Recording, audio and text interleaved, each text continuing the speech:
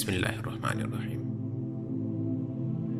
আল্লাহর উপর ভরসা করুন এবং তার প্রতি সুধারণা রাখুন, কারণ বান্দা আল্লাহর প্রতি যেমনটা ধারণা করে আল্লাহ তার সাথে ঠিক তেমনই। আল্লাহর ব্যাপারে নিরাশ হবেন না, তার দয়ার প্রতি আশা হারাবেন না।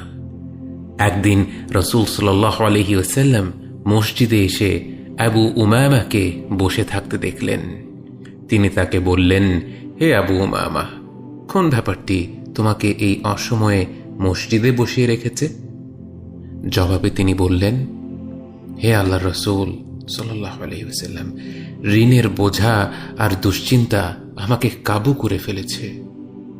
রাসূল সাল্লাল্লাহু আলাইহি ওয়াসাল্লাম বললেন, আমি কি তোমাকে এমন কিছু শব্দ শিখিয়ে দেব যেগুলো বললে আল্লাহ তোমার সকল দুশ্চিন্তা দূর করে দিবেন এবং তোমার ঋণ পরিশোধের ব্যবস্থা করে দিবেন?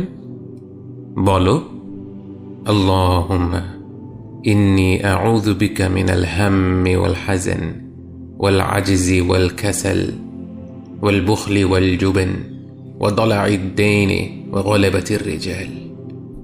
হে আল্লাহ, নিশ্চয়